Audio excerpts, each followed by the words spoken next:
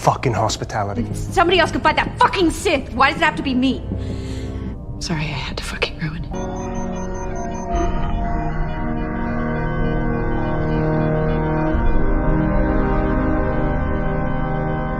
Just for him.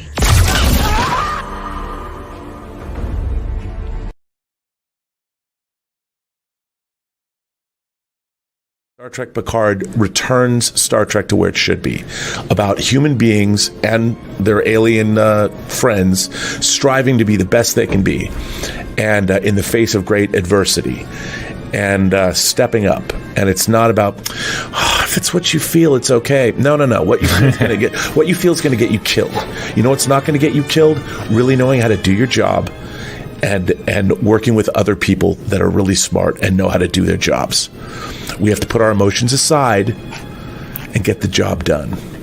And that's what Star Trek to me was about.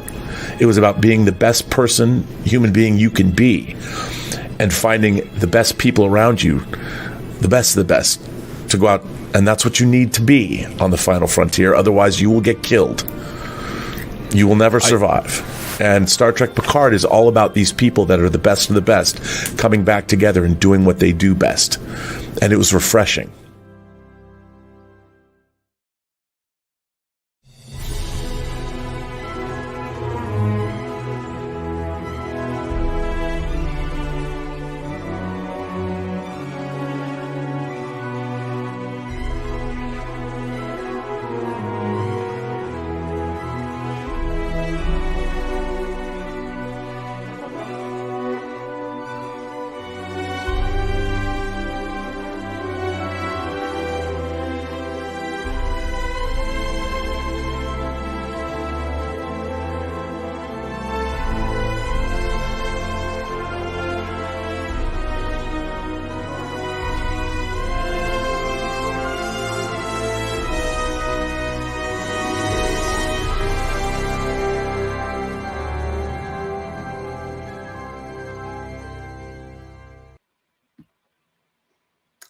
Well, welcome to the this is kind of part two. So we had the live watch yesterday, so now we're going to have a discussion with a panel talking about this newest episode of Picard, something I never thought I'd ever do, but hey. So I want to say hello to everybody in the chat. Welcome to another Nerporial stream. I want to say hello to everybody. So let's start with, well, let's see who's here. So Brandon, the anime guy, has renewed his membership. Thank you, Brandon. Stay in Nerporial is the level. Thank you once again. And we got Leia Rose, who enjoyed Picard season 3, episode 1. That's great. Joseph Dredd, Jacob Ironside, Wakizashi. I don't know who that is. Got Pips. What's up, Pips? We got Gary Smith. What's up, Gary? What is it supposed to be? Well, we'll figure that out. Sub Commander Tal, first officer of the Romulan Commander, the female Romulan Commander. I forget what her actual name is. I think they gave her a name and continues, but we'll see. Got Dempsey. How's everybody doing? What's up, man? I can't wait to talk about this. And Nosferatu. What's up, Nos? And got Mr. Tickle Trunk. What's up? The answer is 42. And yeah, there we go. So without further ado, I'm going to start with the one and only. He's going to be the villain of this stream. He doesn't like the show. You all know him. You all love him. Prophet, what's up, dude? I get to be the heel as always. I hate everything. Nothing is good. But you didn't like that. You didn't like this, and I'll be honest. All your views were warranted. I'm not going to say you're wrong. I have to say though, right before you brought me on, my heart was crushed a little bit because I got a notice on my phone that Mighty Ducks Big Shots has been canceled off Disney Plus. Oh man, it was the best show on TV. What can I say? The Mighty Ducks. that abomination of a show on Disney Plus, Mighty Ducks, whatever it was. Sorry, we're talking about Picard, I guess. Yeah, I am the heel. I will be the heel. Agree to disagree. I will be as fair as I can. I try to be all the time. But Now the question is, what if National Treasure got canceled? what? Oh, man, I might have a party. Like, man, I still haven't had. I tried to watch that show twice now, and I couldn't do it. I broke stuff literally. So, if at some point I need to watch it, but that's a hard watch. Wow. Whew. But I gotta say, we're all being being funny here. It was not as bad as a lot of things I have seen lately. So I don't want to put the rating before the horse here, but it wasn't egregiously bad like some stuff has been. If you know what I'm talking about, or like the imagery that you just saw that I showed, like a dude screaming, getting his eye ripped out. You had to do the eyeball thing, right? It immediately put me in peripheral mode. I was waiting for broken glass. That was worse than what we saw in peripheral. It was, but like I don't know what's with the close up eyeball pulling out shots. I can we stop it, please? Neither do I. Ugh. But everybody needs to remember that's just that, and they killed a Klingon baby in Discovery. Like they cut off its head. Like it was. Not going to get into it any further. Wait, is it canceled? It's canceled. Woohoo! All right. I hope you're not lying to me. All right, we got to bring our other guests in. So, without further ado, we have a white cloak that's not Pips, but let's just say I had the honor of meeting him last week, and he is totally awesome, and everything I said in the text is absolutely true. Let's welcome Mr. Alex Green. What's up, sir? Good to see you, Nerdporial. I enjoyed our visit tremendously as well. I've now knocked out two of the three on here, so I might have to head out to Tokyo or wherever Gray is and finish it up. You didn't leave him sitting at a burger joint this time? No, I did not. God, I felt so terrible about that. Well, let's just say we couldn't meet up there, so we met up actually not too far from where I live. So we met up in a dive bar. Mary's, a place I never thought I'd meet up with anybody, but you know what? It was right there. We were right by Superdog. Got a dog. Well, the Nerdporial walking was got to see it live. It's a sight, yes. Nerdporial walking. Yeah. So Alex, you watched the episode. What did you think so far? I have a lot of thoughts on this. My first one was this was a pilot. This was not episode 1 of season 3. This is a brand new show. Like, you could cut out Rafi entirely, and this would have no correlation to the previous seasons. Can or should, I guess, is the question. Both. Sorry. I'll say this. This season improved drastically because I could not stand Rafi. So when I heard that they were keeping her on, I was like, I was just like, oh no, what's going to happen? But I think I saw in the trailer. I think I have an idea who she pairs up with this season. So, and I have an idea on who her handler is, based on what was said during their discussion, so to speak. So, gotcha. My other note overall was that I've seen a lot of people saying this is a continuation of New Trek. I've seen a lot of people saying this is TNG Gen 2. My response is everybody is wrong. This was a really mid Mass Effect pilot. This was neither New Trek nor was it TNG 2. This was, if Commander Shepard was 90 years old and had broken a hip, is what it looked like. That sounds fairly accurate. And you know what Mass Effect is based off of?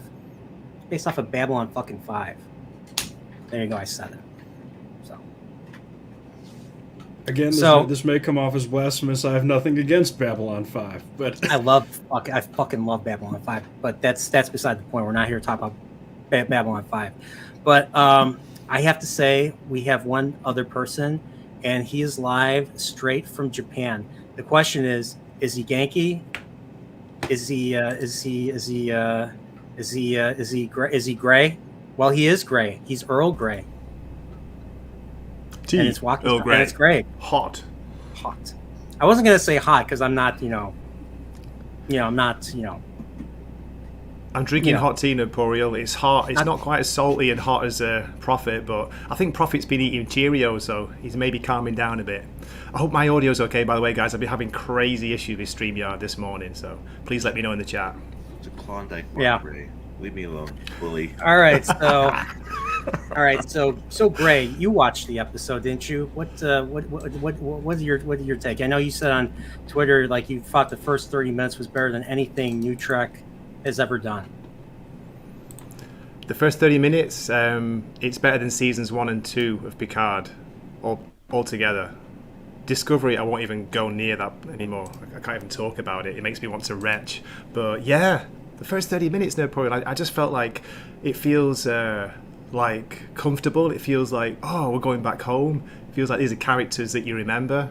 And how good was Riker? Riker was so good, even if poor old Jean-Luc's a little bit sorry and not very Genki, number one. I'll be honest, Riker was the best part of season 1 of Picard, especially when they go to, they visit him in episode 7, and then in episode 10, he kind of comes with the fleet, and he's actually, commanding. He's got like agency. He's telling the Romulan fleet to back the fuck off and everything. Excuse my language. But the thing is, the fleet leaves shortly after the Romulans leave. I'm like, what's going to keep the Romulan fleet from coming back? So, and of course, that the Federation fleet and the Romulan fleet were ugly, and they were all copy paste. So, the big difference here in this season is that we got to see. I mean, I'm not going to go as far as say it's as good looking as the original, motion picture, the practical, built ships and everything. But hey, at least the ships looked like, Federation ships. I feel they look more 23rd century than 24th century, in my opinion. But hey, that's just a nitpick. So I know Steve did not watch really any new Trek. Gray, Alex. Well, I guess we'll start with Gray. What other new Trek have you watched? I watched Discovery, the first season, and I dropped out partway through season 2 of Discovery. It wasn't disco enough for me, you know what I mean?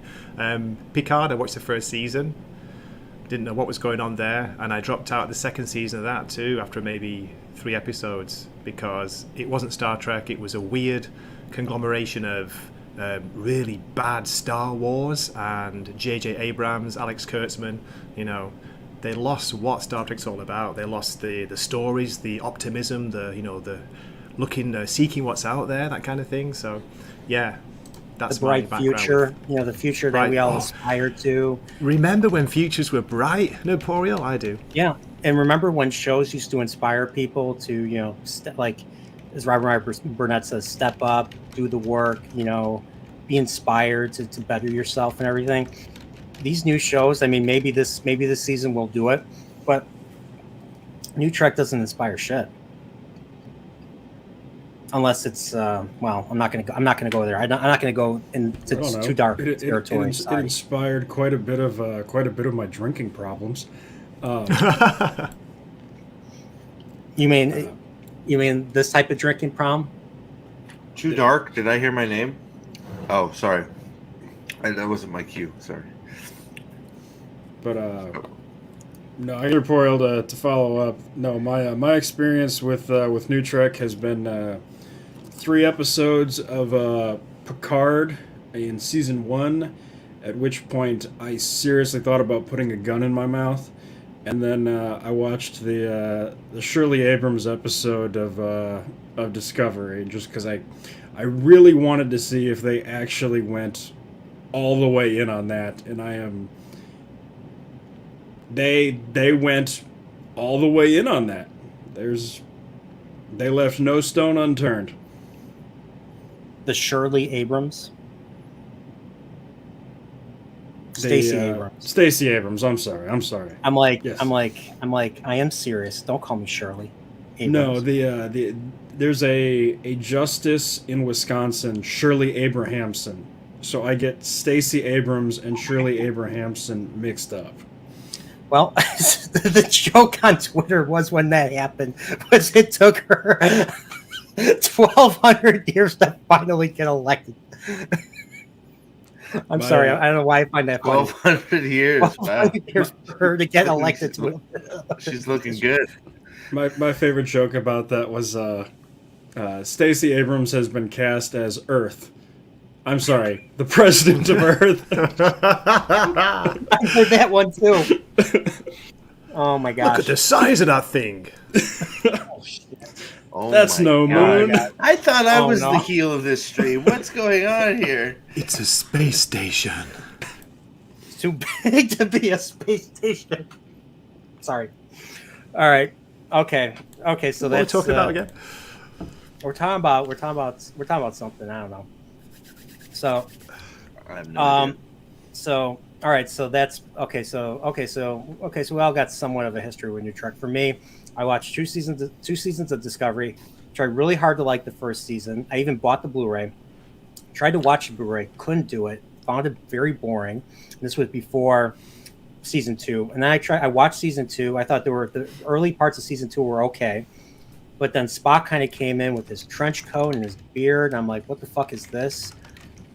And then all of a sudden there was this control, and then there was Section 31 ships and comm badges, and then there's two starships against each other, and there's like millions of drones and fighters. I'm like, what is this shuttlecraft? Like, this doesn't fit with the 23rd century, the original series era. I'm like, if you can't fucking do it, well, what do? They fuck off to the 33rd century or 32nd century, and they ruin the future of Star Trek by doing that. They made the future very uninteresting. I mean, like it's like they there's no bounds to the damage that they've done. And then I'm like, okay, well, then they announced Picard. I saw the trailer. I was honestly excited. I was like, cool. They're going to bring back different characters from different shows. There's probably going to be a crossover, and we're probably going to see an awesome, type of, serialized show, maybe along the lines of DS9, maybe Enterprise. No, we didn't get that. We got a very boring show that was really about absolutely nothing, and not the good nothing like Seinfeld, like the shitty absolute nothing, like nothing happens. And then we get just some awful scenes of Grimdark. I'm like, you're making a show about nothing, and then you put Grimdark in, and you call it Star Trek. Who the fuck are you? And you murdered characters. You murdered two characters from classic Trek. They were minor characters, but they were still characters that fans still cared about, and you just murdered them. Icheb and Hugh. Icheb from Voyager, Hugh from TNG. I mean, seriously, like, who the fuck are you to do that? So I saw that. I saw how season 1 ended. Picard had no agency. And I was just like, and between that and all the grimdark and the violence, and the unlikability of the newer characters, I'm like Star Trek is dead. Like, if I can't like any of the new characters, then how am I gonna watch this show? How are you gonna endear more fans who are not like, I like all Star Trek because I don't have an ounce of criticism in my bones. Not to that pun unintended, but like, seriously, so I stopped watching until Strange New Worlds, because I was curious how they were going to do Strange New Worlds. But then again, it was Akiva Goldsman who ran Picard season 1, and he fucking ran Strange New Worlds, and I saw the same stuff. The only thing is, Strange New Worlds, although it's more in line like Star Trek, they're out there exploring Strange New Worlds, they're pretty much retconning the original series at this point. Like, they really they retconned the classic episode Balance of Terror with the Romulans. I'm like, what's the point of retconning? As a fan of the original series is superior in terms of writing, quality, story to Strange New Worlds, and I'm not gonna supersede the original series of Strange New Worlds over the original series. Are you crazy? Seriously, like, no. And so I stopped watching that. Stopped after 5 episodes. Didn't watch Picard season 2. Didn't watch any of the animated shows. But I've been hearing Picard season 3 because of people like Dave Cullen, Robert Meyer Burnett, saying that this is a very good season, and that it will make you care about these characters. So that's kind of why I started watching. But this first episode was still kind of, still rough around the edges, and that's what we're going to hear to talk about. So, well, to be fair, I watched TNG, right? I mean, that was my Star Trek when I was young, right? So I watched that, and I came out of this episode caring about one character, and it was Riker, and that's it. Jean-Luc was still had no agency. I think. I mean, I don't know what you guys feel. He still just felt like a frail old man that was being led around by a leash half the episode, which is not good for the title character of a show, in my opinion. I don't know. How do you guys feel about that? I'm so sorry, Steve. I'm so sorry. Well, I mean, the first like major scene he's in, he's basically being explained away. He's having to have everything. There you go. Everything explained to him by, I guess, what is it? His wife? I don't know. Who is that? Laris, his Romulan, his Irish Romulan servant lady, slave. I don't know what she is. Concubine. He was married to a dude, and the dude just died in between seasons because he's a dude. Did he lose an eye too? Missed that. Oh, sorry. But here she's explaining to him why him going after Beverly's important. I'm like, I think she wasn't part of TNG. Why is she explaining this to you? It's like, I think I know Beverly Crusher a little more than you, and why I'd want to go save her. But thanks. I mean, bitch. look at the lighting here. Can't you just see how brightly lit it is right here? A little darker. What is with modern entertainment? And it's your TV, Nerdpro. Come on, you got to fine tune your TV. What was that excuse used for? Remember that? Game of Thrones. Game of what? Yeah. So it's actually really interesting because I have this up on my monitor or on my laptop screen, and I have it up on my monitor next to me, sort of watching it so I can interact with the chat. On my laptop screen, I can't see shit. On my monitor, I can actually make it out.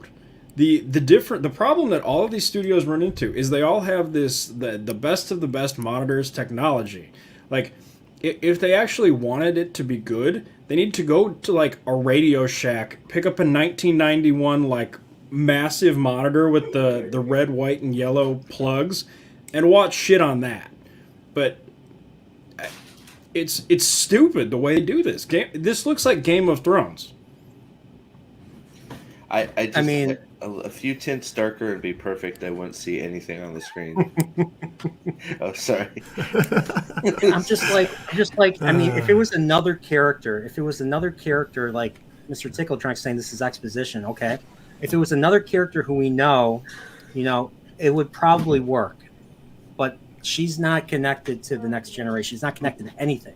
But isn't one of the major... I'm annoyed hearing her telling him this. Well, hold on. Isn't one of the major complaints of everything is exposition dumps? Why are we doing exposition dumps? Why aren't we talking, showing and not telling? Why are we expedition this, expedition explaining the plot, Steve? So you start...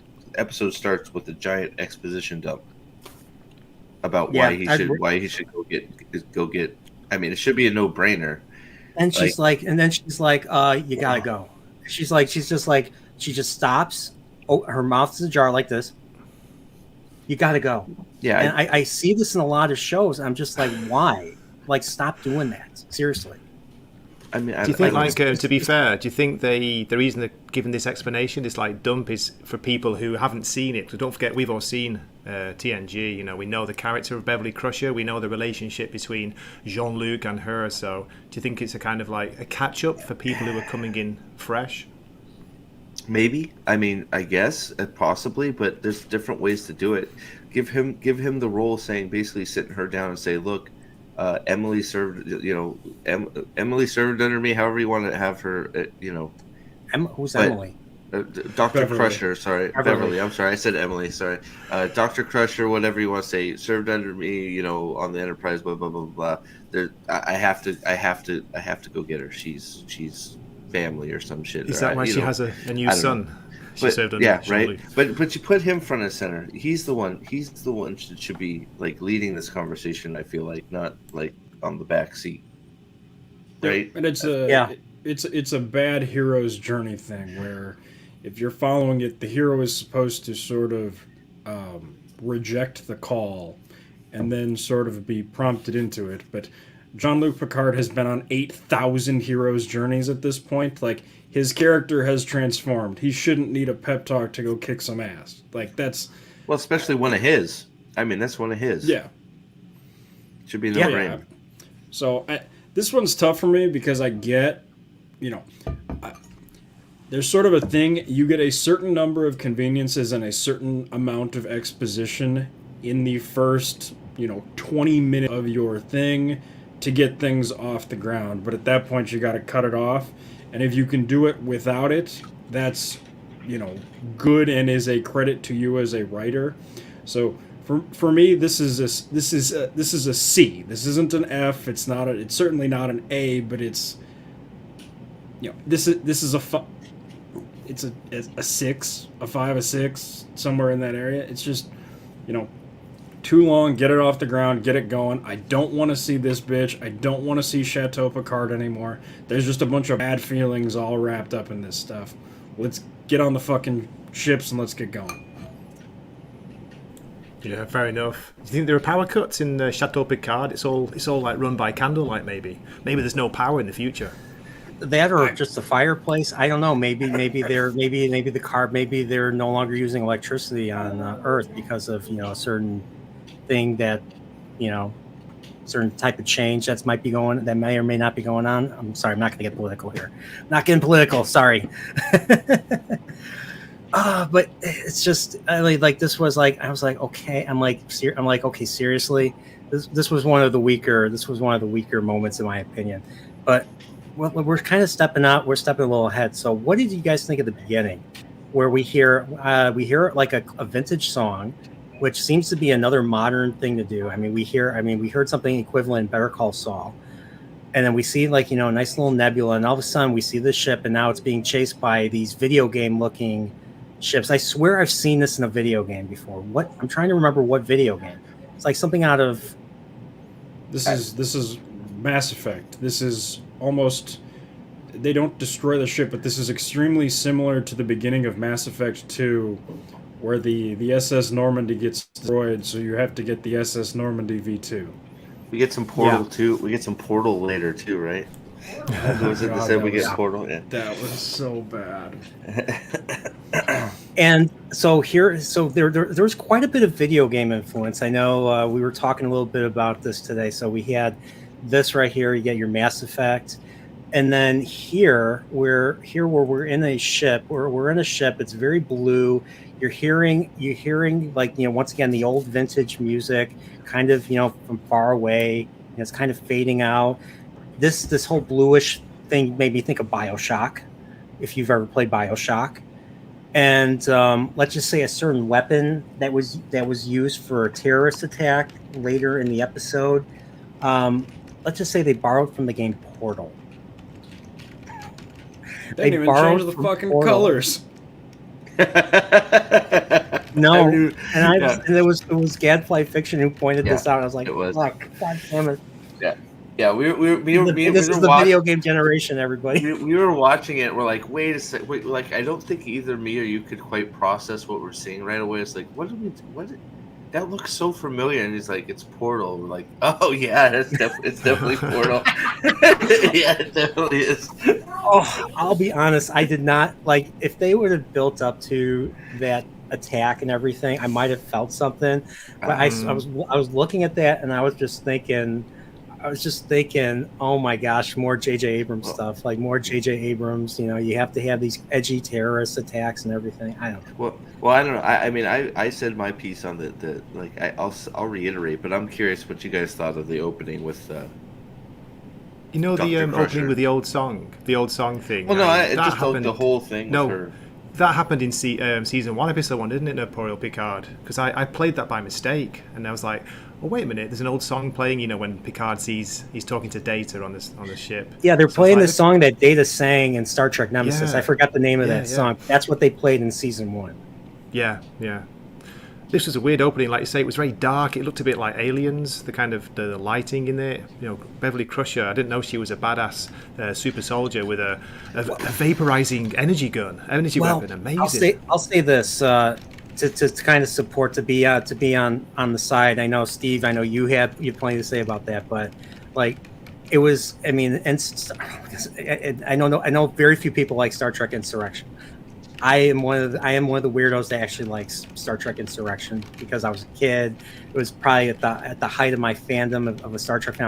I think I was 14 when that one came out, and she was shooting that. Like there's just a moment where all these the Sona are sending down drones to shoot people with these little pricks to beam them aboard because they're trying to relocate this people off of this planet, so that they can get a hold of this fountain of youth type of energy that allows you to be immortal on this planet. So, but that's and so they're shooting. So Crusher, Worf, and the rest of them are shooting down all these drones.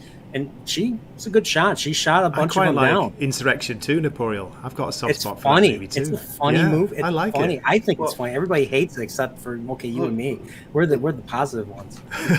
I don't know. The only thing I had, the biggest, so it's 3 versus her. She locks for the mystery box factor, we lock the kid away because we want that to be a mystery. We're not ready for that mystery to be given yet. So we lock that in there. So mystery box number 1 is locked in the cargo hold or whatever. But then it's like, okay, 3 versus 1, whatever. But just flip the weapons. Give them the single shot guns and give her the automatic weapon. That's the biggest problem I have with the thing. You got 3 guys invading the ship with these repeater, rifles shooting laser beams down the corridor, and she's pump handle shotgunning after them, and she comes out on top. And it's just like, that's convenient. I mean, It wasn't like they were in the same hallway. They were both undercover. They have the better weaponry. She's a doctor. So it's one of those things that took me right. It was like, okay, here we go. Like right off the bat for me, obviously. But, I honestly here, here, the first thing. So she manages to get a lucky shot. She vaporizes the first guy. And then the second guy who's trying to sneak up on her, she sees his reflection, and then she manages to get a drop on him, shoots him in the leg, and then shoots him, cold-bloodedly, vaporizes him when he's on the ground. Assuming it's a he. I don't mean to assume the alien bird people's gender, whatever they are. They're bird kind. Bird kind. I'm assuming maybe they're humans in mass. Maybe it's just like maybe it's once again it's an Eyes Wide Shut type thing. Maybe the evil society. I mean, the threat is all across. No Starfleet. So Nosferatu, he's still out there. Eyes wide shut, baby. Yeah. They literally even look like Saren from Mass Effect, down to the coloring and the structure of the face. Well, look, we all know they're not above borrowing from other properties. So yeah, borrowing. No, Mass Effect borrowed heavily from Babylon 5 because I'm gonna keep saying it, but sorry. That's okay. It's true. I guess this didn't bother me so much. I mean, you always get a little bit of advantage if you're playing defense. They have to come to her to get her. Yeah. So I mean that will always help you in a tactical situation. I mean, it was established that she's been on special ops missions with Picard. I mean, the episode Chain of Command where Picard gets captured by the Cardassians, and they torture him. Ask him how many lights there are, 4 lights, 5 lights. Well, it was Worf and Beverly. Beverly was with them. They were trying to disengage some they got intel about a biogenic weapon that they needed to disengage, and so she was with them. So she's got training in ops and special secret ops or whatever. So that was the other thing. I'm sure there's plenty of others, but the big storyline with her and when Riker and Picard board the ship at the end of the episode, spoiler, I know I'm getting ahead of myself. They're like, they see the remains of the vaporizations. They're like, why would Beverly do this? Why did Beverly? So the big mystery is, why did Beverly cut us off? Because that's exactly what Picard says. And Why did she go as far to vaporize these people? Because I mean, you see, if you remember this TNG episode, The High Ground, where she's, she gets captured by terrorists on this planet. She's just like, I'm not. I mean, I want to help you, but you got to stop using this thing. And she's all about saving lives. She's not about killing. So I'm curious where this is going. Just briefly, guys, Mr. Tickletrunk was talking about why would you have to pump electronic or a battery-powered rifle? That pump action. Like, come on. You gotta load the laser. Because in Mass Effect, you have to pump it to eject the thermal clip. Is literally that was stupid. That's literally what it is. Yeah, they've stolen it. It's not the worst thing, but it's definitely not the greatest. It was. No, yeah, I mean it's. But nice to have an action scene. To be optimistic, I did enjoy a little bit of action, and I like a kick-ass woman, a female. So I gotta ask you, let's rip off the Band-Aid now, because I know this is Steve's favorite character, favorite part of the episode. Bring it, Steve! Come on. So here we have Raffi, this is Michelle Hurd's character, and she was so insufferable in season 1 to the point where I don't know how anybody could like her, but apparently she's going to have a decent arc this season, according to Robert Meyer Burnett and Dave Cullen. So I'm curious where they take her. But apparently she's Starfleet intelligence, and she's looking for this weapon. She's looking for this portal weapon, or forget how they put it. But she talks like this is like a fucking R-rated movie in the 21st century, and this Orion dude is just a guy with green paint. Like, he doesn't seem like an alien. Calls her a junkie. I'm like, can you please get rid of the? She's like playing an undercover cop, in our modern day, isn't she? She's playing it in that style. Starfleet intelligence, plain alien clothes. Well, it's like you're supposed to think she accomplished some big thing pretending to be a drug addict. It's like, okay, like, I don't care. You want to know? I saw like a Lord of the Rings connection here. Remember how, like, at the end of this, she has like the drugs, like he gives her the drugs as part of her cover, and she's looking at it like this, and she's like, oh, and then she drops it. Made me think of when Bilbo had to do that with the ring, had to drop the ring and everything. Yep. She dropped it on the ground, and then she never looked back. Bilbo struggles with dropping the most powerful item on the planet, maybe the galaxy. Precious. She can't drop some meth. Yep. All I'm going to Trading day. If Terry Matalas really wanted me to be like all the way in on this series, this scene ends with her getting her head blown off. Pow! Yep, there you go. I like that. Like, if you really wanted to clear the deck, you get rid of all the Picard original characters except for her, and this one ends with her helping Beverly do something and her getting killed. And that would just be the ultimate, guys, we fucked up and we're fixing it. Keeping her around pisses me off. Like, they left a little bit of the character in there. They didn't cut it all out. This one little tumor is still there. Her whole arc in this episode, if you want to call it that, like, I don't know who would let themselves have a handler that you don't have some sort of relationship with. She has, her handler is complete mystery to her, and like the handler is like vague about like, find the red lady. It's like, any more information? Like, no. It's such a mystery box again, isn't it, Steve? They can't resist, can they? Find the red lady. It's like, come on. And then of course she figures it out just in the nick of time to watch Portal happen. It's like, come on now, what do we do? It's like, I don't know. It's like they're supposed to be working together, right? The handler's supposed to be like, you're on the same mission, right? The handler and you are supposed to be trying to accomplish the same goal. So why is the handler such a piece of crap?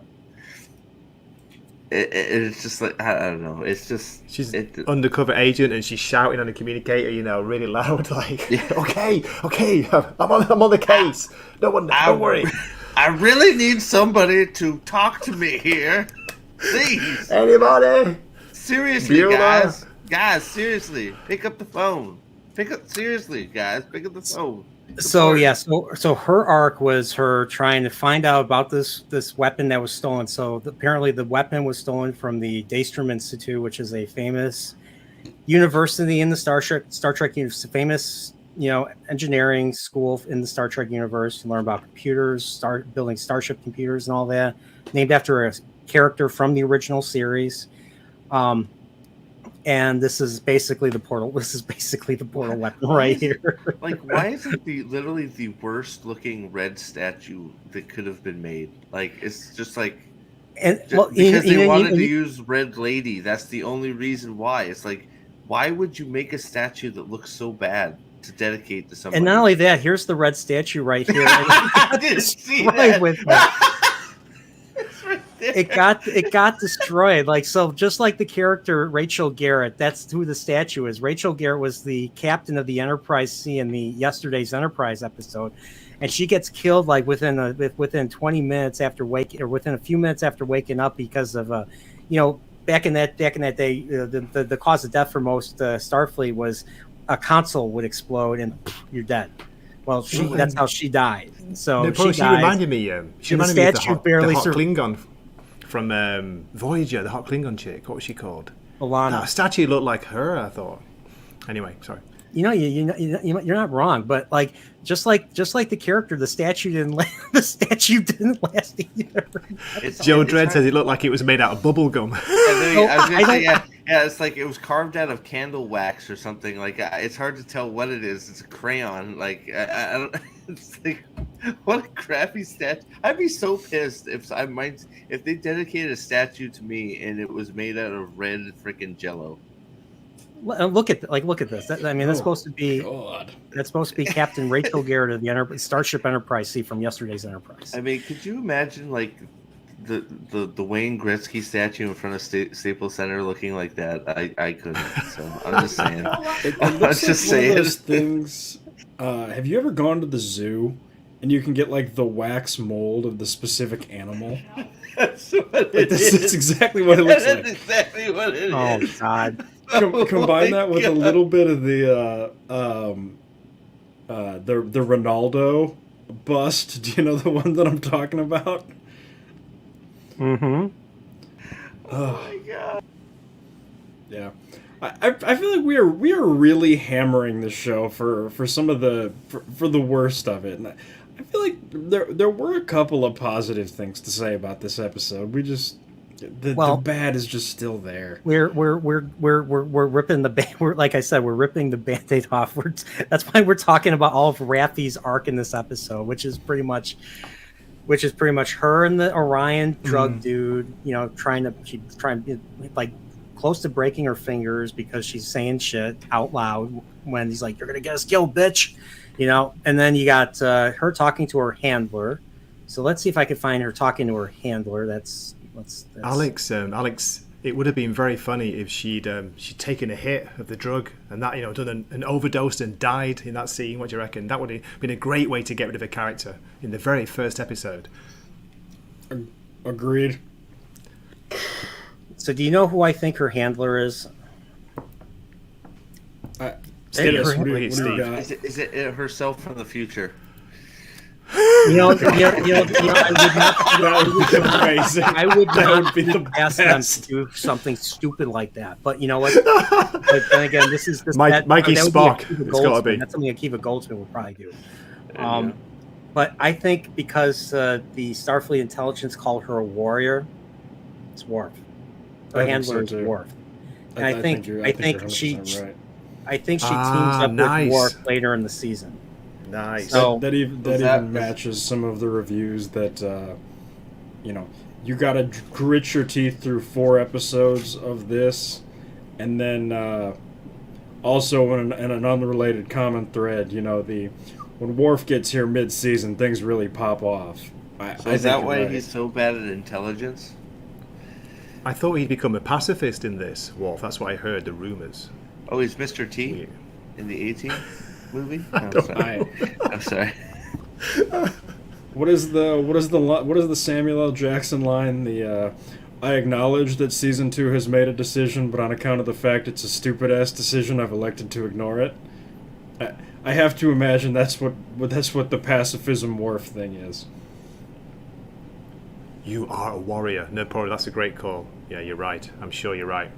I don't know, but I hope we don't have to wait too long to see Worf. Like, I wanted to see all the characters in this episode. I hope Worf kills her with a battle stick. Why are they always losing weapons too? By the way, just curious. What do you mean? What do you mean losing weapons? It's pulp sci-fi.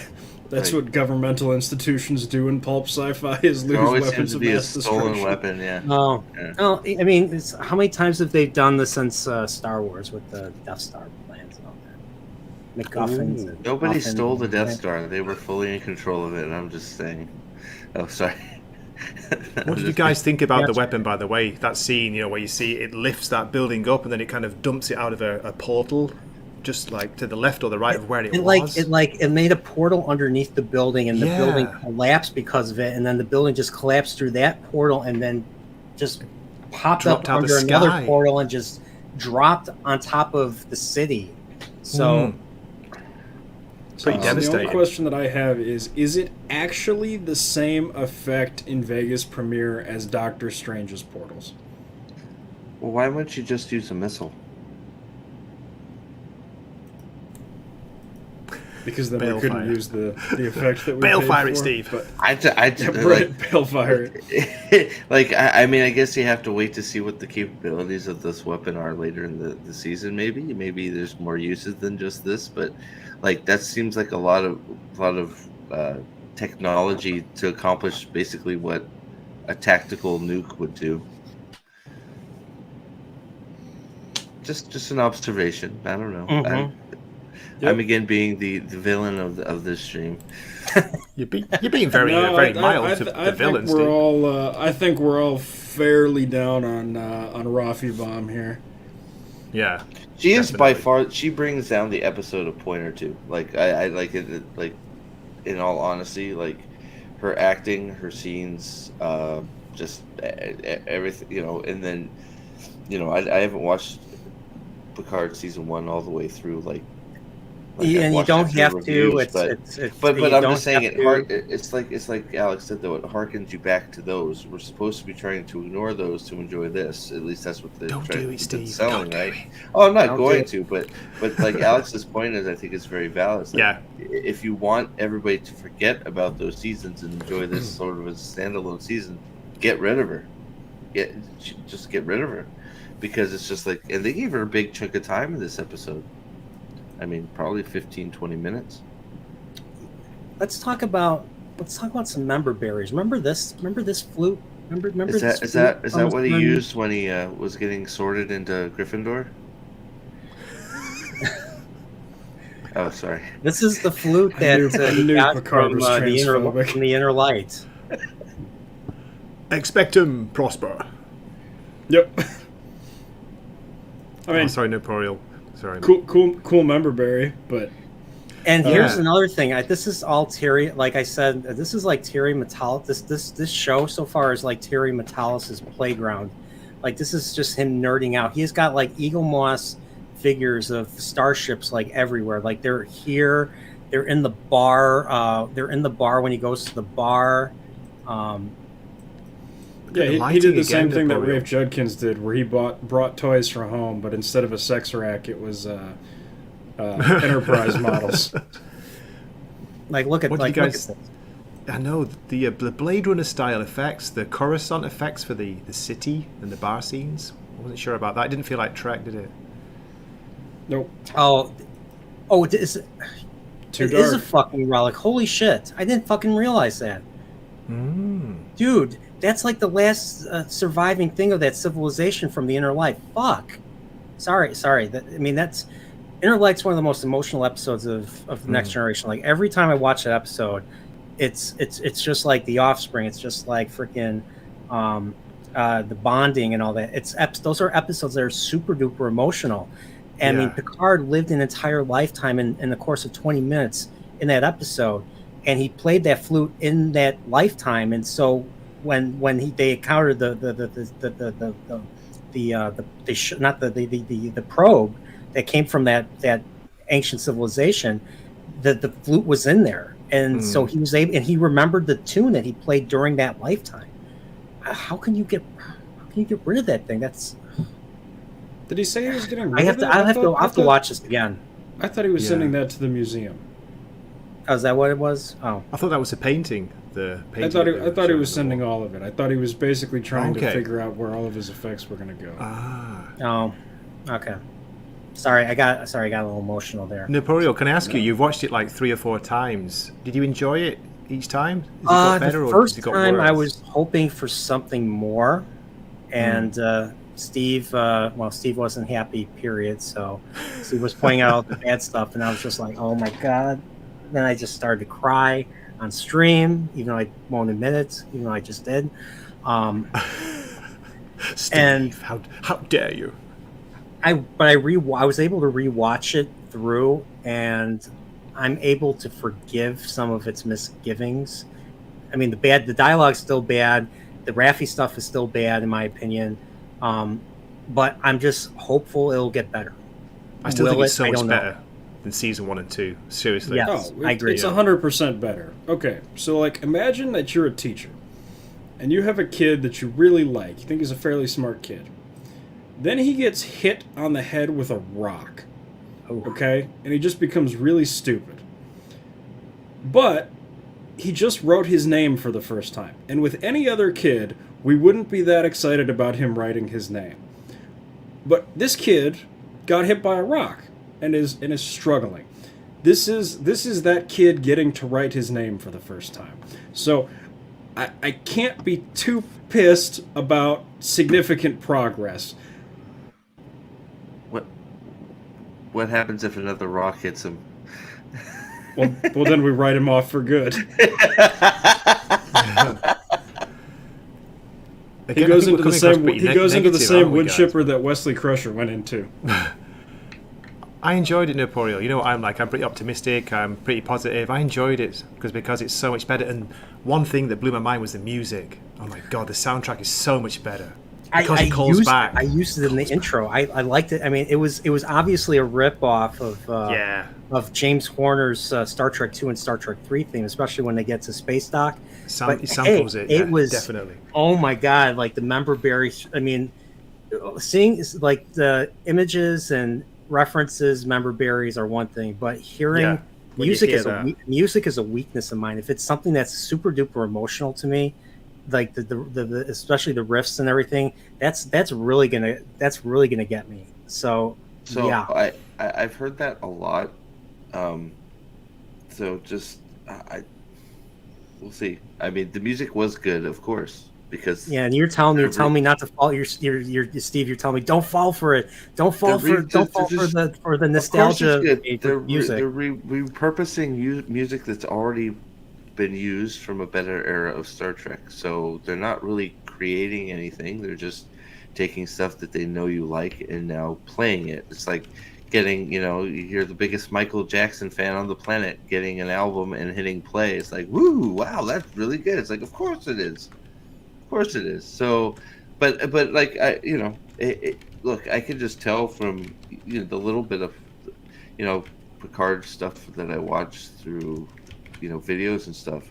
It is an improvement, but they need to go even further, right? I mean, I think you guys are giving it a lot of grace, especially from some reviews and stuff, saying it gets even better going along, right?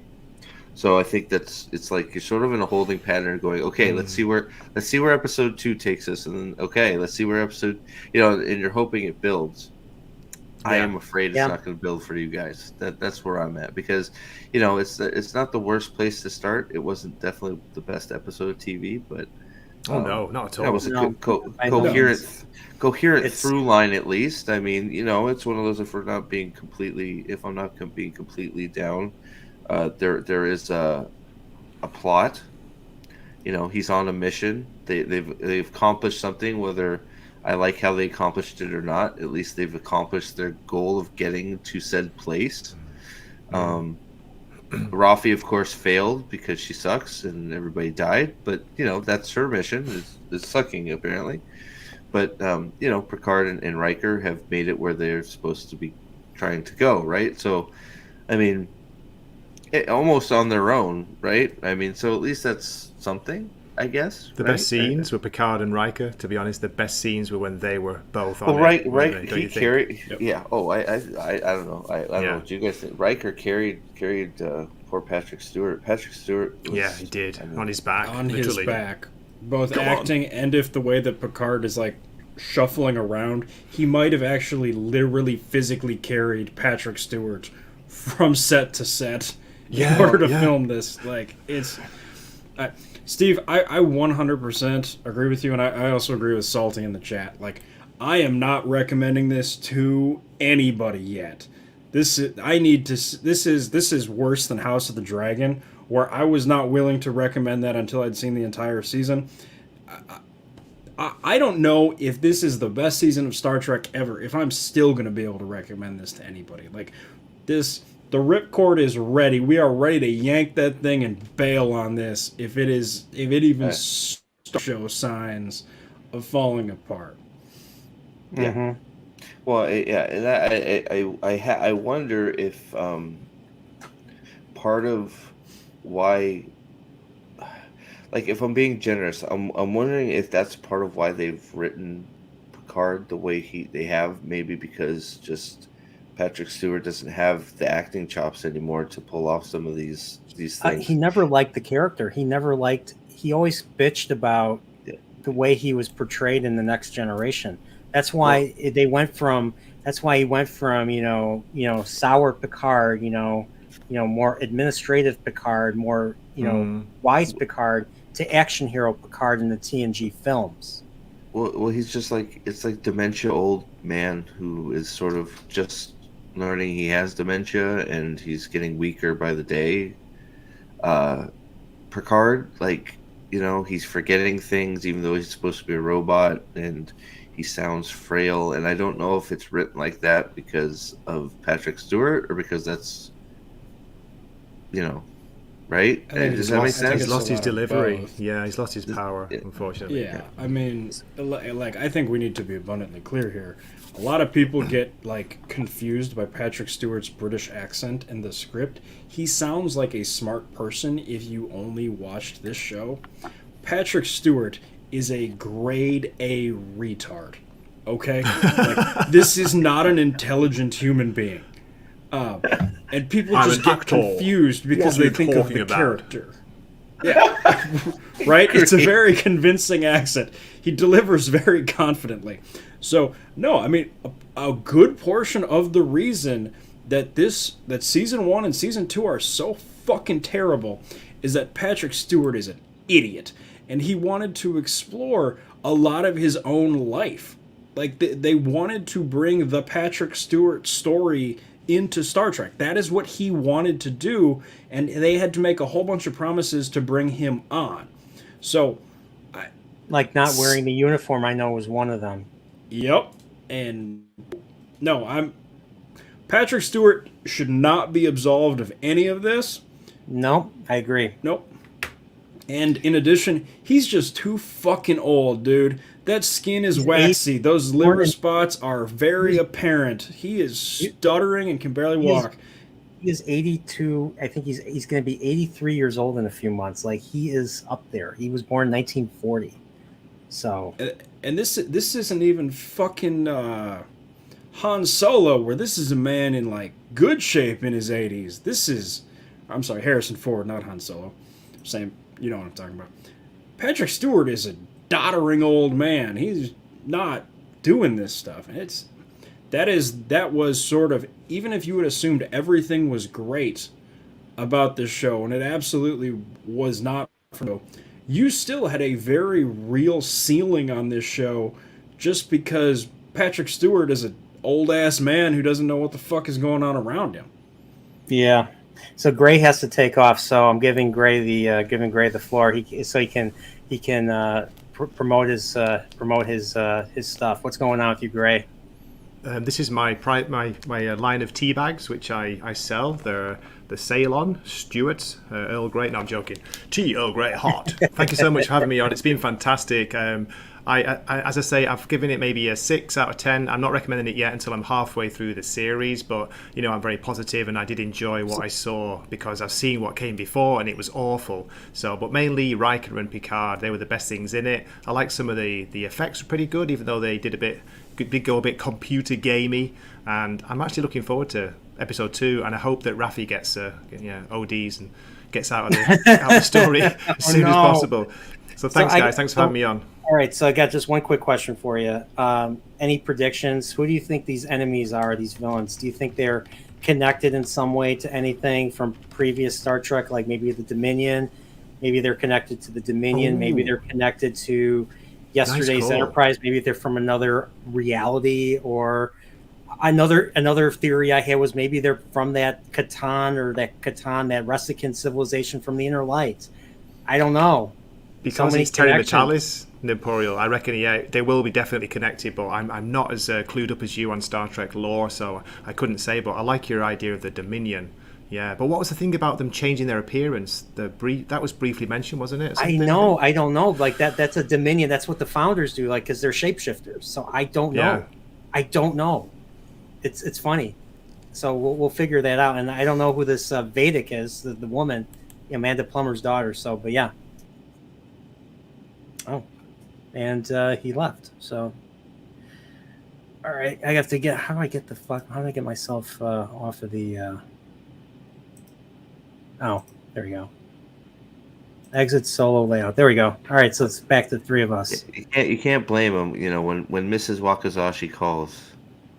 I like how he just kind of froze there, and he was just like, and then he's gone. He was gone. I was like, oh shit. So. He's no fool. He's no fool. Great smart. Oh, Pips, come on. It's definitely professional. All right. So now it's just the three. Now there were three. So yeah, we were talking about Riker, and Picard's like, oh, they're reiterating the mystery. Why did Beverly cut us off? What's going on with her? Why was she gone for 20 plus years? Blah, blah, blah. I don't know. I'm curious what they're doing. I'm curious why she is willing to vaporize bad guys. I don't know. Well, I think it all revolves around the mystery child. They figure out about, okay, that's true. And what's funny is it's not a girl that is the key to everything. It's a young man. Well, he's not a young man. He's our age. He's my age, at least. Guy from Aragon. So I'm guessing they didn't. She didn't like Wesley, so she got a new son. I'm just gonna say that. Traded in for a better model. Yeah. Yeah, I mean, Will Wheaton fucked off and went with the Traveler, and then he was in season 2. He made a brief appearance in season 2. Will Wheaton playing Will Wheaton. Not so much Wesley Crusher. He was just playing Will Wheaton. He's like, I'm happy to be here on set. Yeah, I'm a Traveler guy. It's Data's son. Somehow Data had a robot baby. Oh, okay. So he's fully functional. So he's not just fully functional with Tasha Yar. Now he's fully functional with Beverly. Then we didn't see. Okay. Mm-hmm. I don't know, but it's got it right. I mean, there's got to be something, obviously, there's no they put too much emphasis on her locking him away when they attacked her, and so they're attacking her. They're going after her for him. She's right alone. Here. She locks him in. It's like, I could help, in his British accent, and I was like, who is that? Yeah, so she's cut herself off from everybody because of him. They're after her because of him, So, I think that's all, goes together. It seems like so. Yeah, and then this is where she engages those bird alien things, whatever. So. Yeah, and she gets hit. Like I said, she actually gets hit. So she doesn't come out of this unscathed. She gets hit, and she ends up, contacting Picard. You see the blood right there, the fake blood. And she sends a frequent. So the way she contacts Picard is she somehow sends a codec to his his old communicator from like the Enterprise D era time. So we get to see the little communicator again. Another member, Barry. And Alex, are you beaming? Are you beaming away? Are you It beaming sure back? looked like he portaled, yeah. But that's sort of a risky gambit, isn't it? That she just... Yeah, I had to beam down to the planet to pick up some milk. Come back now. I just, like, I don't know. Like, that's Fuck. sort of a big risk. Uh-oh. I think his, can you hear us again? I can hear you. Can you hear me? Okay. Yeah, well, you're good. Yeah, I can hear you. Yeah. I heard the F word. I thought you lost again. I just, it's like sending a signal to a badge from a uniform from years ago. It's like, that's sort of risky. Like, how does she know he's going to find it? Like, did I miss that? Like, how did he, like, did he hear something? Yeah, it's I like don't know. how did he know what to Well, look no. for? I was like, because he just heard the word Hellbird. Hellbird was the thing that was the code that she gave him. He had no idea what she was talking about, but then he just thought about it, and he was able to access the codec from his. He heard. Well, he still said, "I have no idea what the hell Hellbird means." It's just like, okay. It's like, why the fuck did she say Hellbird? Like, I don't know what the hell is she talking about. She's been drinking again. Yeah. I don't know. Right? I mean, But, I don't know. I was able to get by that they know each other very well, that this was something that they knew together. Mhm. But I also feel like I'm giving the show more leash than it probably Look, deserves. I think so here's my feelings. If it pays off, you guys will be fine with it still. If it doesn't, you're gonna come back and rip this thing to shreds. Even like you rip it to shreds. And that's fine, right? Because it's better than what 1 and 2 were, right? So you guys are seeing steps in the right direction. So you're sort of hopeful, right? So, but I think it's one of those things that's sort of natural. If it doesn't pay off, you guys will come back to episode 1 and be like, all right. Fuck this show. Let's put a sledgehammer to this episode, and let's Star Trek this thing with all the data and intelligence that Star Trek is supposed to have. Like, I don't know. Yeah. Steve, that is entirely fair, and I am more than willing to admit that my opinions on this episode are colored by positive reviews from other people. So I guess I take the position that people that I trust have said this is going to be, it's going to come together. So I'm going to give it the benefit of the doubt when there's ambiguity. On the other hand, I will call it out when there's bullshit, and there's bullshit here. Like there's definitely bullshit. Well, I think that's fair enough, because you guys aren't like ignoring that fact, right? It's like, okay, we're giving you a bunch of rope because both of you, from what I've heard, it's like I've heard people say it comes together, especially episode 4 and 5 are like where it really starts to feel good.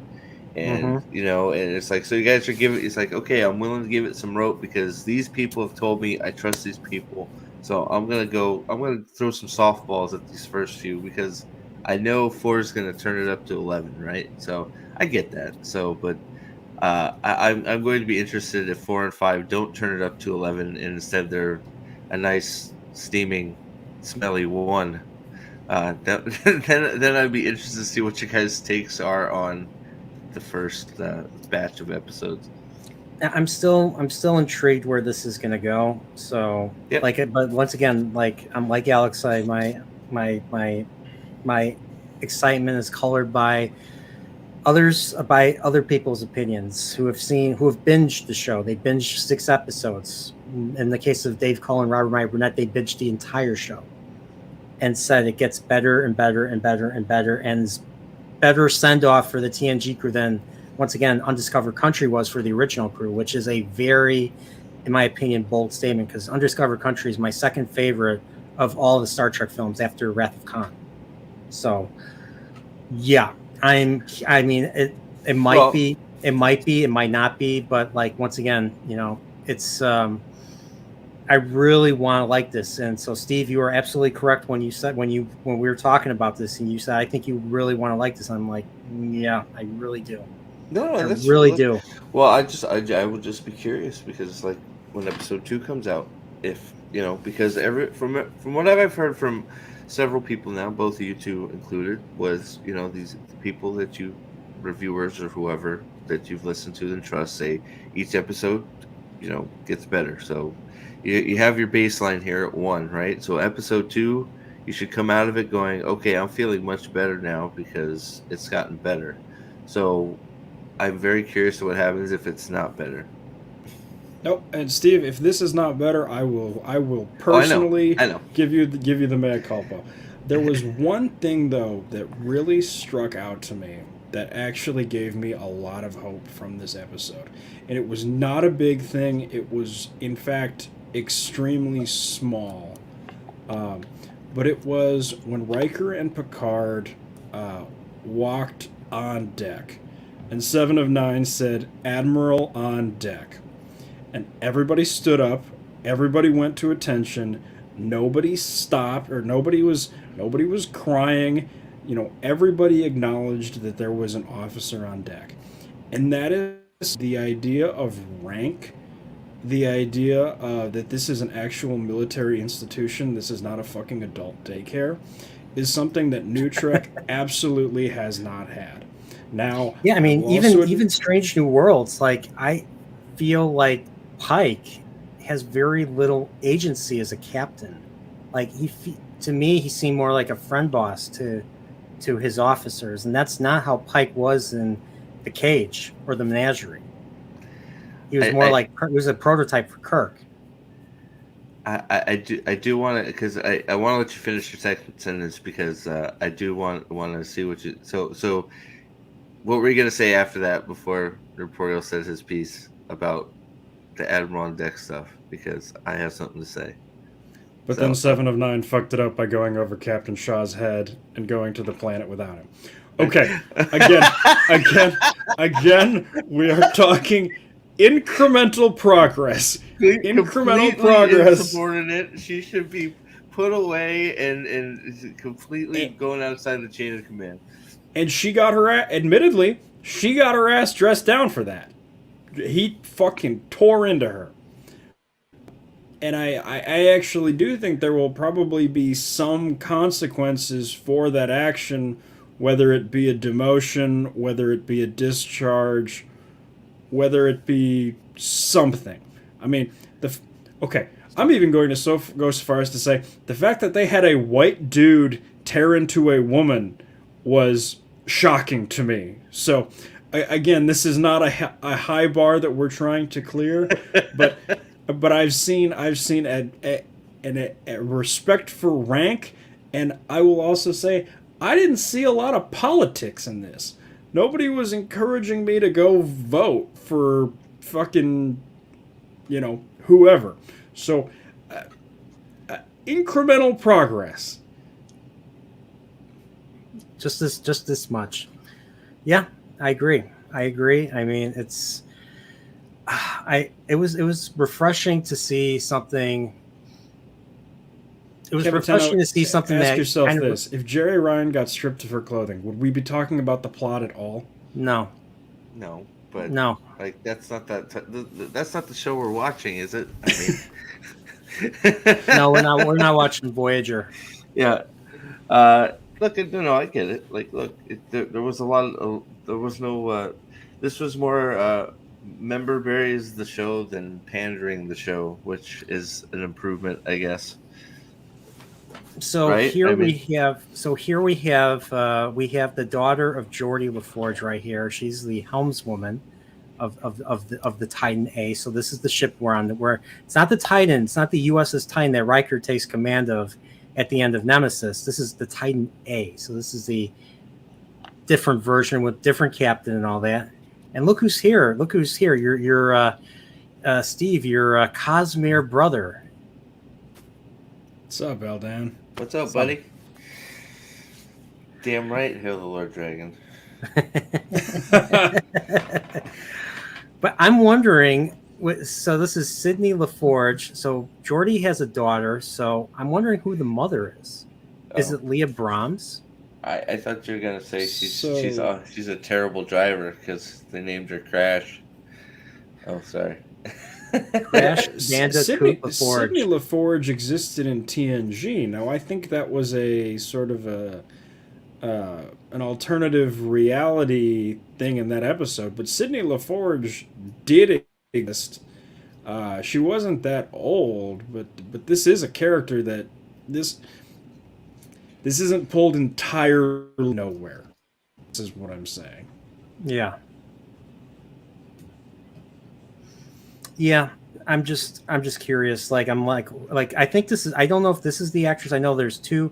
He has two daughters who are going to be appearing in the show. I'm not sure if this is the actress that is LeVar Burton's daughter. I don't know if that's her. But so far, based on what I've seen, she doesn't come off as unlikable and insufferable. And you know what? That's a good thing. Because I want to like these new characters. I want to get invested in them. And I want, if they're going to go forward with more Star Trek, if they're going to, I hope these newer characters, we come to care about them, and they become part of the bigger Star Trek family. And I mean, like I said, a lot of people are not going to forgive New Trek for several seasons of crap that they've given us, and that they are not willing to listen to feedback, and they're only willing to listen to their your fans that like everything and that have no critical bone in their body and can't seem to discern the difference between what made the original and the Next Generation, all the other shows work, as opposed to just kind of throwing shit at the wall and thinking that this is going to work, and it's going to bring fans no matter what. I mean, Star Trek fans, I like to think majority of Star Trek fans who are not all self-righteous are smarter than that and can understand the difference. So, and I'm not saying I'm one of the smartest ones. I'm probably not. I'm sure there's plenty of people out there way smarter than I am in this. So I don't know. I'm sorry. I kind of went off on a little bit of a rant right there, but I mean, when you're part of with all the crews, you had DS9, Voyager, TNG. Fans welcome these characters with open arms. Like, they are part of the Star Trek, that they're part of the franchise. They're part of a thing that people love. And then you create shows like Picard season 1 and 2, and you create shows like Discovery. And I feel bad for the actors who are, they're supposed to be part of the new Star Trek, and they have the shittiest writers and showrunners, and fans are not liking them, and they're being, it's just a fucking job now. They don't do anything. They just tell you to like them. They don't do any action. Their actions don't make you like them. You're just told that you're supposed to. Yep. Like, I can't. Like, that's my assumption. I haven't watched them, but my assumption is like, hey, like that character, and then you're supposed to they tell you how great they are over and over and over again without them doing anything great, right? Yep. But I don't know. It's hard. I don't think it's an easy task to introduce some new characters and get them to sort of seamlessly join in with the old ones. Cobra Kai's probably done it best, but I don't think it's the easiest task. But like, if you want it to continue, then that's what you got to do. If this is intended on being an ending, just ship them off and don't worry about it. Yeah. If this is just supposed to end the Picard arc, concentrate on, just go. If you're gonna go member berries, just go full on member berries. Get rid of everybody. Have the old people all steal a ship and go on a merry adventure for 10 episodes, and save the world one last time. Yeah, steal the Enterprise, and that'll be it. So I don't know. Just if you're gonna do it, if this is it, and you're not trying to pander into a new season of some other. Of Star Trek Titan A1, right? Just go full on. Just do it. Just have them. Get the crew back together to save Beverly Crusher, and throw Wesley out a window again. Yeah, and then we get this is the captain. What's his name? Captain Dickhead. Douchebag. Yeah, Captain Shaw. Captain Shaw, who is just like. Can I ask what's the fascination with eating and drinking blue shit? Why did he have blue lamb? Like, what was that? Did you see that? It was probably I a did. blue alien jelly. Yep. What It is- was. I don't Instead know. of- People in the isn't like- future isn't eat blue mint- shit. Isn't like, because I know, like, don't they usually have mint jelly with lamb? Isn't that like the usual thing to eat it with? The meat was blue. I Yeah, think. the meat was blue. Well, it's an alien lamb. I don't know. Yep. I think this is the the comparison that I'm going to make with this guy is this is John Walker from Falcon and the Winter Soldier all over again, where the show is like, isn't this guy an asshole? Like, we're giving you all the cues that this guy is an asshole. Immediately.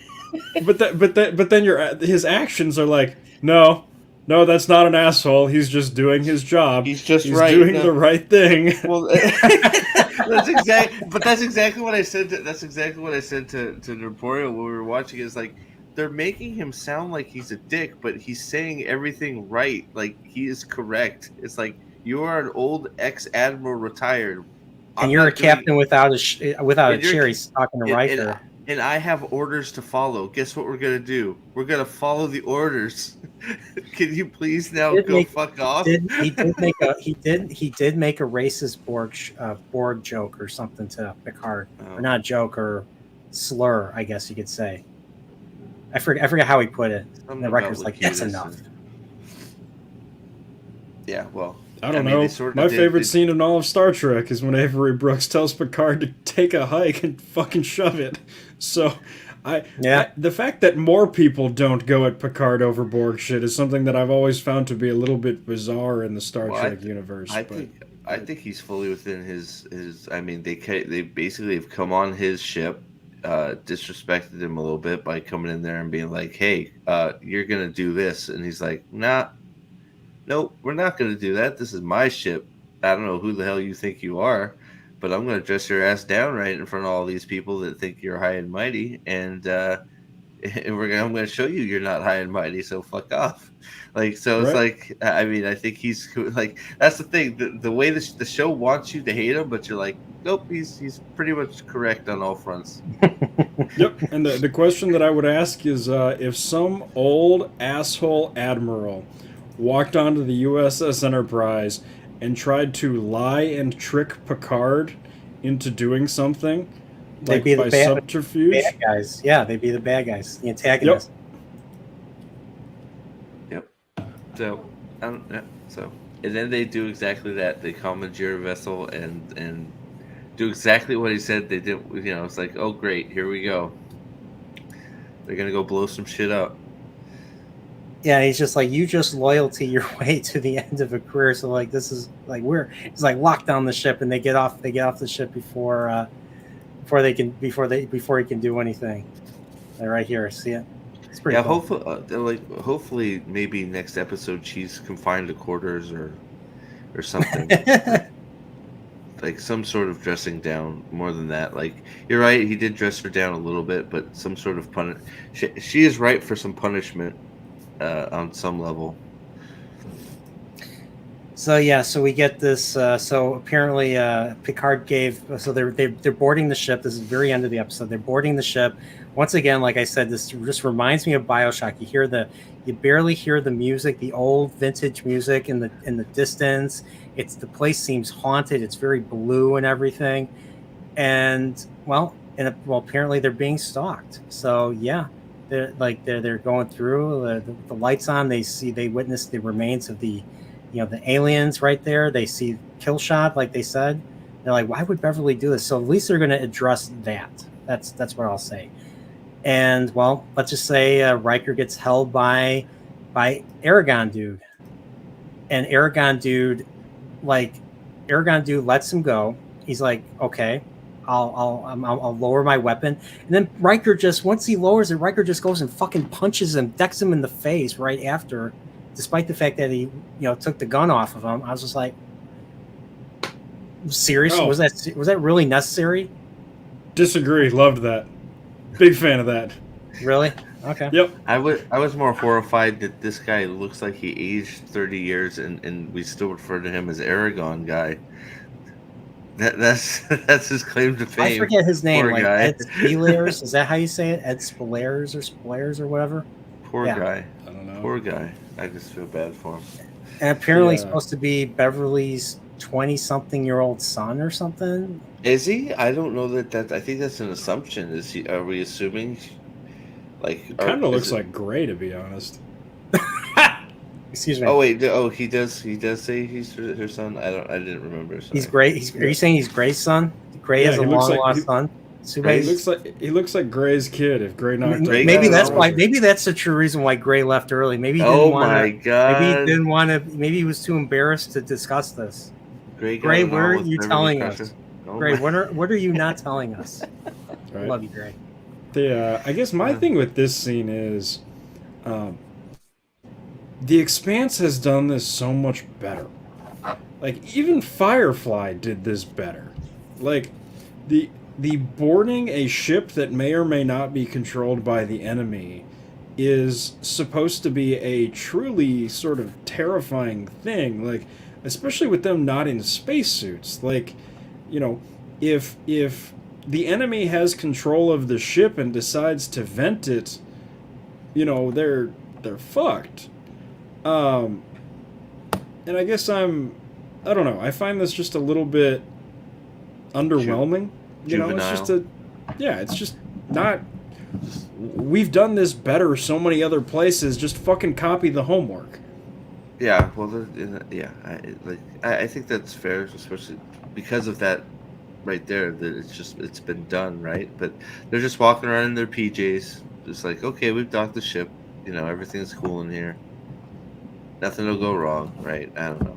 Like, no caution. Like, it's just like, I don't know. I mean, they're walking in with their guns, which is fine, but it's just like, I don't know. A lot of, well, and what happens, I don't know.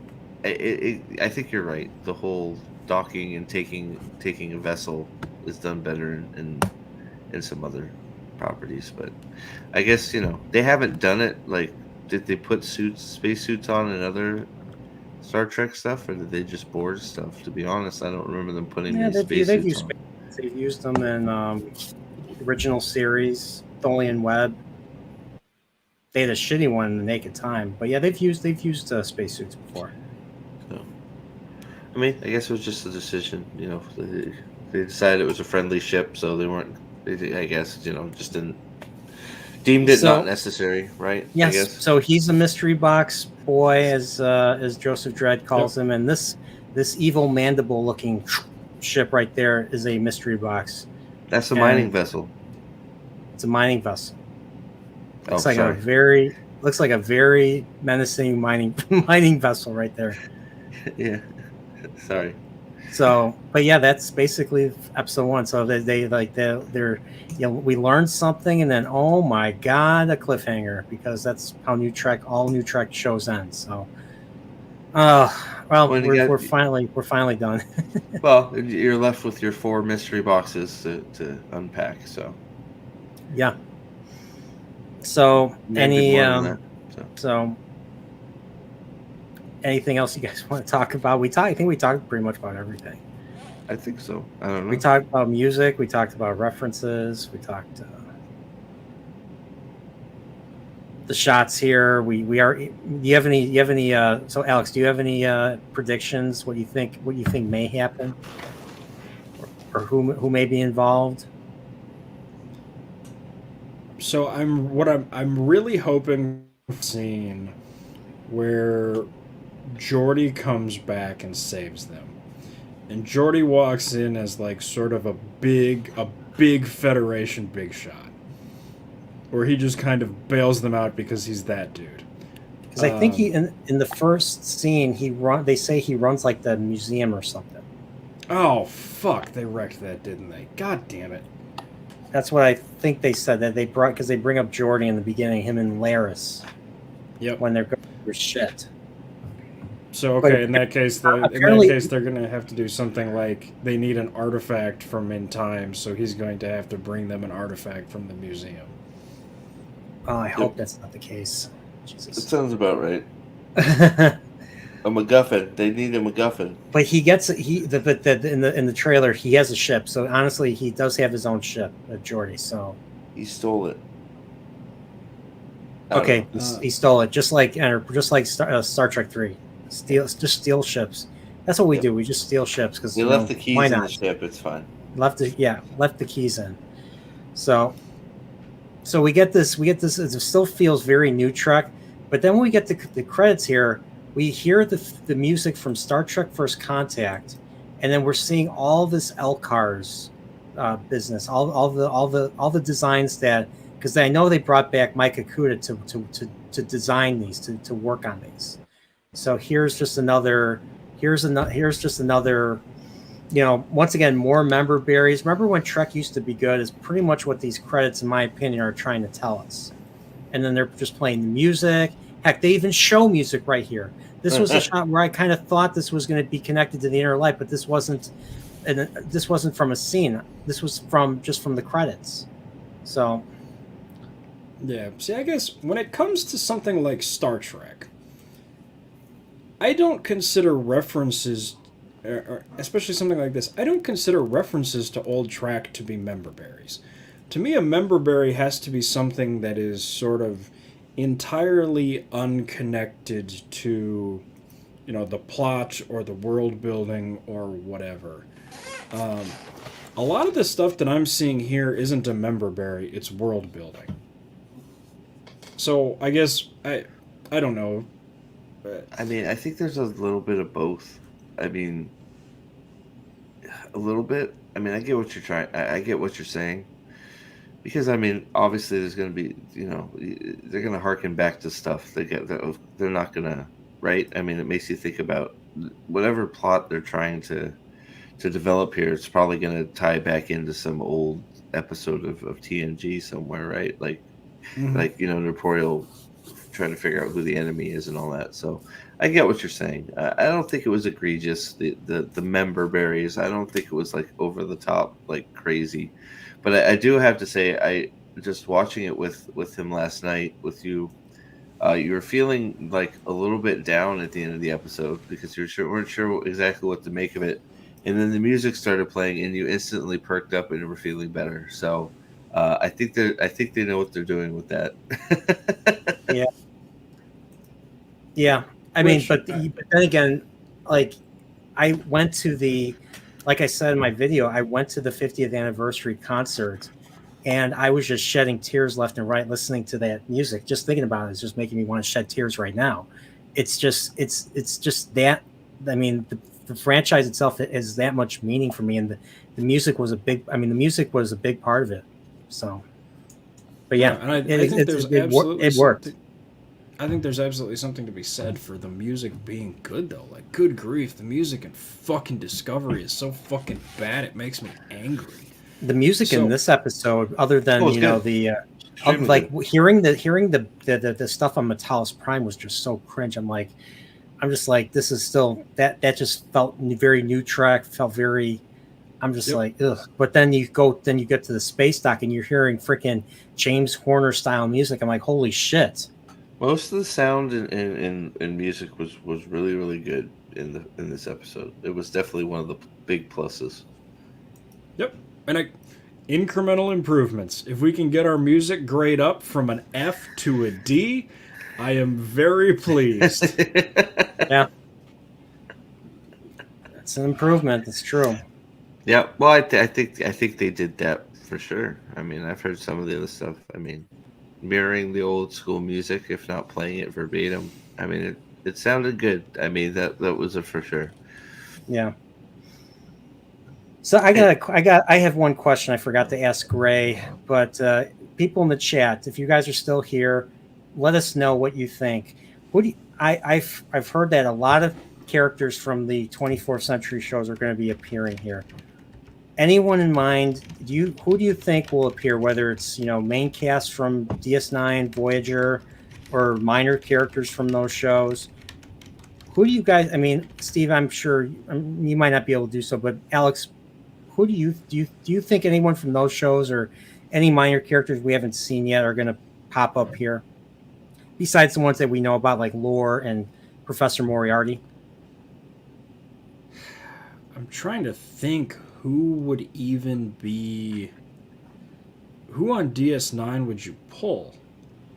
I could see them pulling.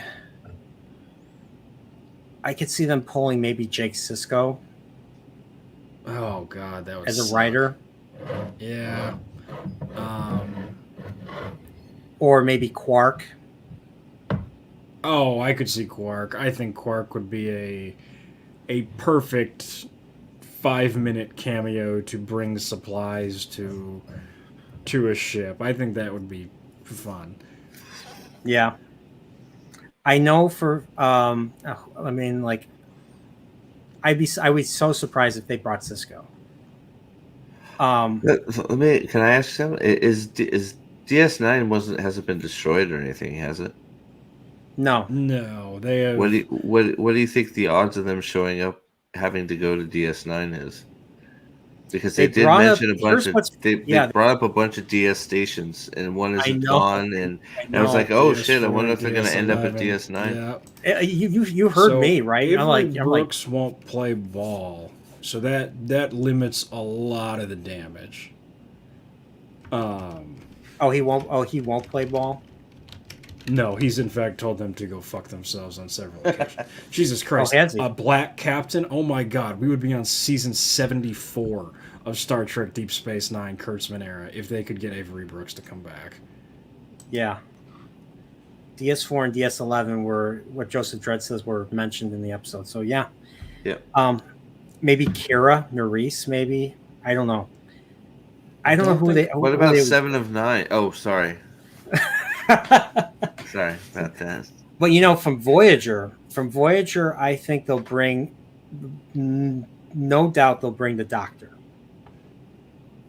Robert Picardo.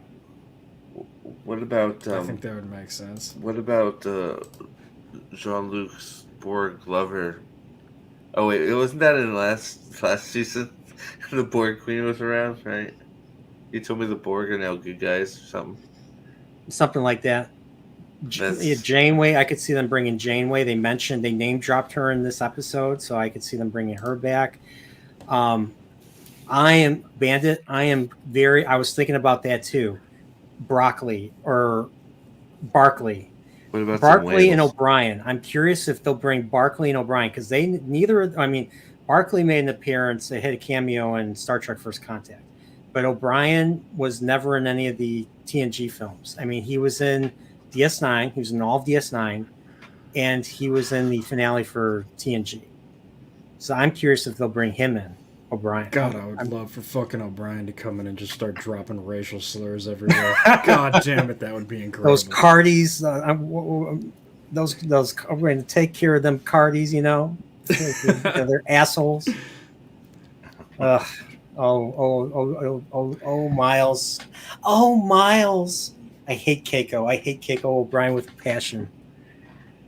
Man, you don't like the Yoko Ono of Star Trek? The Yoko Ono of Star Trek. Wow. Well, she's Japanese. High praise. No, I'm sorry. I'm kidding. So I have a. Let's flip this on its head. What would be the worst cameo?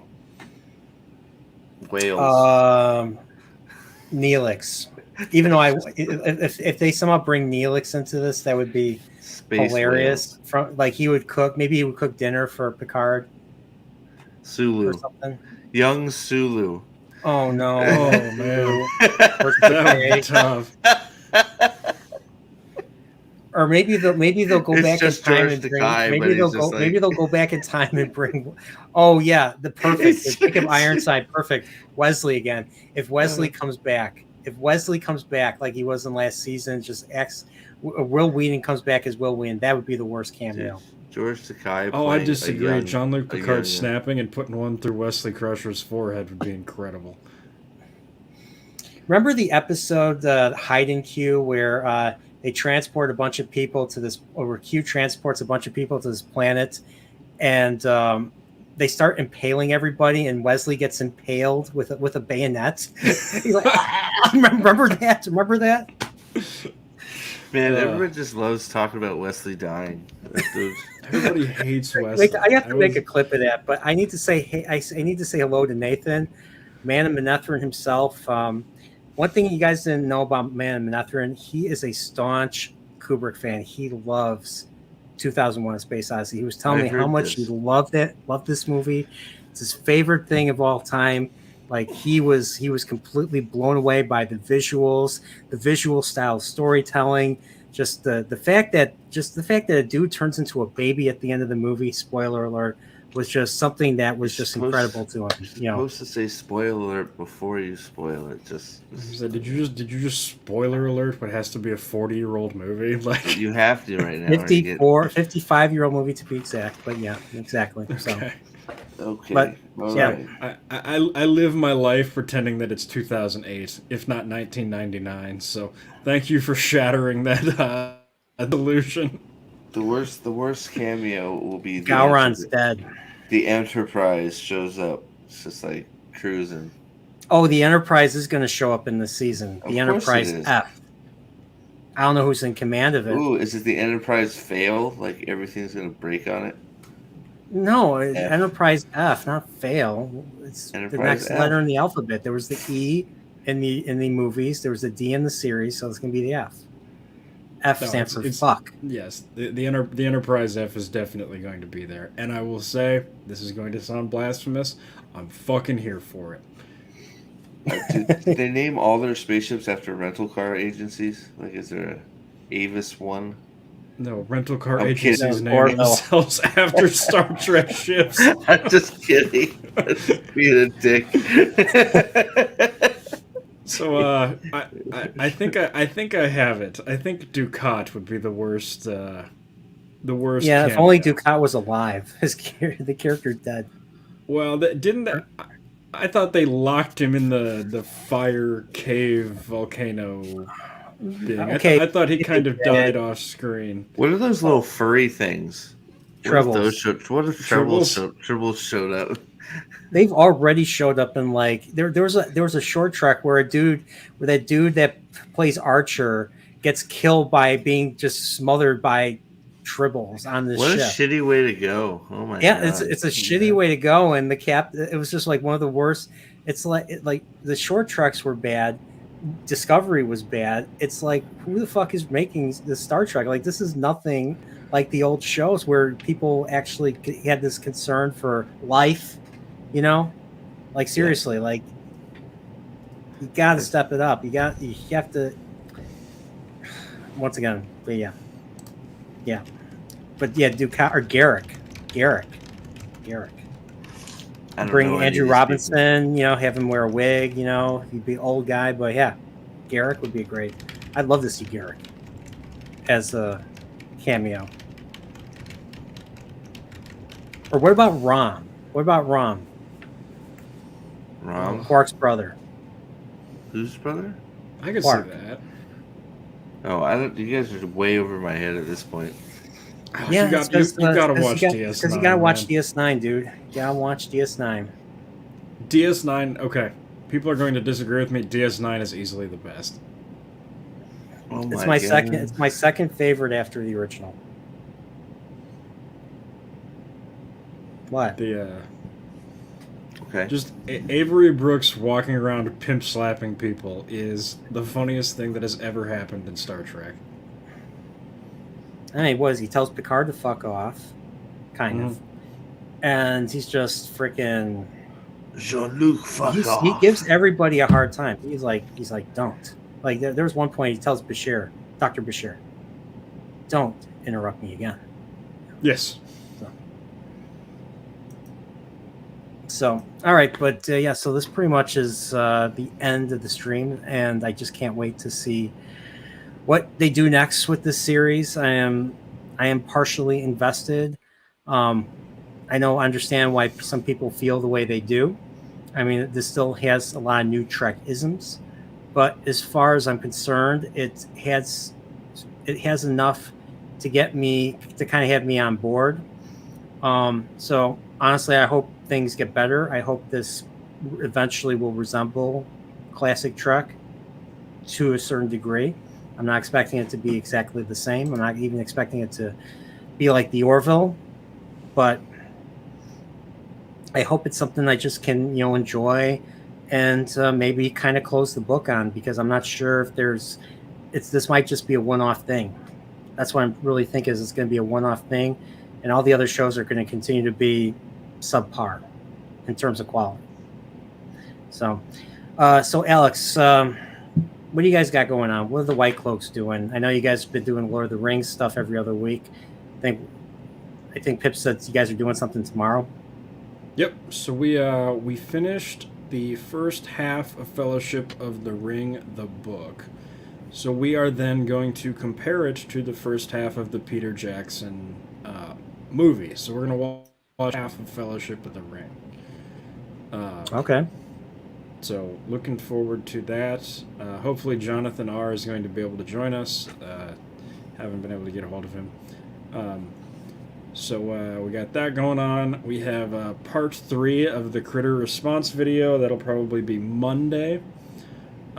So that will be a good time. I'm sure Steve is enjoying the worst Wheel of Time takes on the entire internet. Woohoo! Mine? No, sorry, I'm kidding. No. I know what you're referring to, sir. Yes. So that's kind of what we're up to. I don't think we've got too much going on after that though. So I know Pips always has something cooking now. So we'll see where that goes. True. How about you, Steve? What's going on with you? You got anything fun? You got anything awesome coming up? Cooking. I got some things cooking. Yeah, I got 2 wonderful Wheel of Time articles that I need to explode on that I found. So I thought you guys say like TV dinners or something. What? They are TV dinners? No, what you're cooking. Oh, whoops! I'd rather be cooking. It's an attack on your culinary skills, Steve. I'd rather be eating a burnt TV dinner than reading these fucking articles. But yeah, they're out there, so I'll be screaming at them. My Cosmere clips for my intro to the Cosmere thing is recorded. I just gotta put some artwork to it, and hopefully that'll be out. And then Cosmere all over the place for a while. I hope all over the channel, and then game streams next week once I'm off work. So that'll be like Wednesday, Thursday next week. So yeah, and then at some point I owed Dempsey a Zelda 2 playthrough, so I'll figure that out. Nice. The Zelda 2 playthrough without me is like with both of you, the dual navigators. It's like jelly. It's like peanut butter without the jelly. Why is Nerporio, or why is Aldan praying for me? Because Aldan is a godly dude. man. He's a godly man. True enough. And he's praying for me that I don't get disappointed and heartbroken by this, and he's praying for you that you don't, your head won't explode. So, yeah, hopefully it won't. So me, what am I doing this weekend? Absolutely nothing. Say it with me. Absolutely nothing. Absolutely nothing. Yeah, tomorrow I'm actually meeting up with my friend Brian, who was also in the chat, and then Sunday I'm just gonna be chilling and chilling and maybe just catching up on some stuff. It's gonna be a very productive week coming up, and I can't wait to see what's next with this series and stuff going forward. So, but that's my take. So, other than that, everybody, thanks for tuning in to Nerdporial's first discussion stream of Picard's final season, episode 1. This will continue next week, next Thursday, with a live watch that me and Steve will do, and any Alex, Gray, you guys are welcome to join us in the stream, and then the day after, next week, Friday, a week from now, we're going to have a similar discussion like this. And I thought this was great. I loved it, and everybody in the chat loved it too. So I think we'll definitely do this again. So Other than that, everybody, I'm just gonna play the intro again, and then I'm gonna play the outro, and that should be it. So everybody, take care, stay corporeal. May the wings of corporeals carry you to hopefully a decent Picard season. We'll see.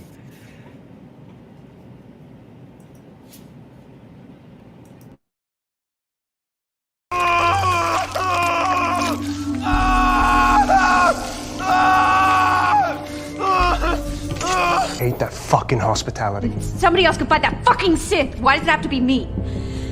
Sorry, I had to fucking ruin it.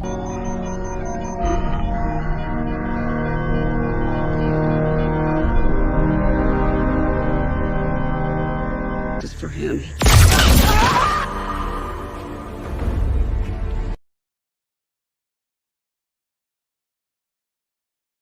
Star Trek Picard returns Star Trek to where it should be, about human beings and their alien friends striving to be the best they can be, and in the face of great adversity, and stepping up. And it's not about, if it's what you feel, it's okay. No.